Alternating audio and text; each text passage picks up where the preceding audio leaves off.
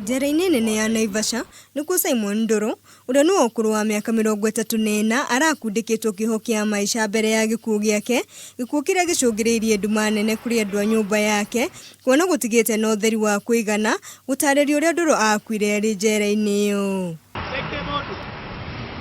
Ndũmĩrĩri ngũrani nĩ iheanĩtwo ciĩgiĩ gĩkuũ gĩkĩ, andũ a nyũmba ya Ndũrũ makiuga nĩmarekwo ũhotekeku wa gũkorwo muoho ũyũ atũngirio mbara ya gĩthigithanio ĩrĩa yaya gũkorwo nĩyo kĩhumo gĩa gĩkuũ gĩake, makiuga ona ciumia ithatũ hĩtũku nĩmerĩgĩte kũmũcerera njera-inĩ ĩyo na mationire dalili o yothe ya gũkorwo arĩ mũrwaru.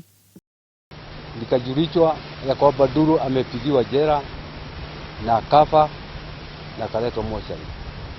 Jumapili nikakuja mpaka jela, nikakutana na madamu, nikamwambia anitie hiyo kijana, akaniweka akanisugusha, hakuweza kuniitia, akaniambia masaa imeisha.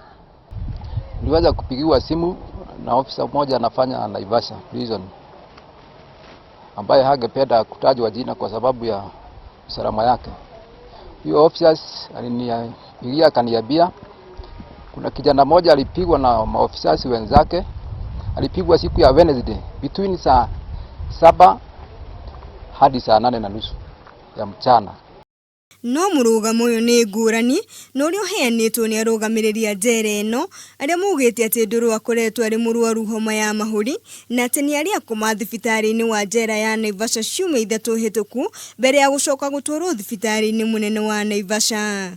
No harĩ kĩrĩa kĩhanĩte tarĩ kuongerera cumbĩ kĩronda-inĩ kĩrĩa kĩrĩ na bamĩrĩ ĩno nĩ gũkorwo matiamenyithirio wĩgiĩ gĩkuũ gĩake akuorwo ũguo, ĩndĩ nĩ thutha wa thikũ ithatũ nĩ rĩu ithe wa Ndũrũ na ũrĩa ũtambũrĩkanĩte ta David Gĩtahi akiuga nĩ abatiĩ gũtarĩrio. Niliongea naye tarehe 8, kwani aligojeka na siku 2 na akakufa? Walimpeleka hospitali gani? Barua ndiko naye, ile walimuleta naye inasema ya kwamba aliletwa akiwa maiti kutoka jela. Rĩu andũ a nyũmba yake nĩ maikitie ihoya kũrĩ thirikari kũmateithĩrĩria gũtabania ũthuthuria mbaranginyo wa kĩrĩa kĩarĩire kĩngĩ nginyagia Ndũrũ agĩkinya gũkua.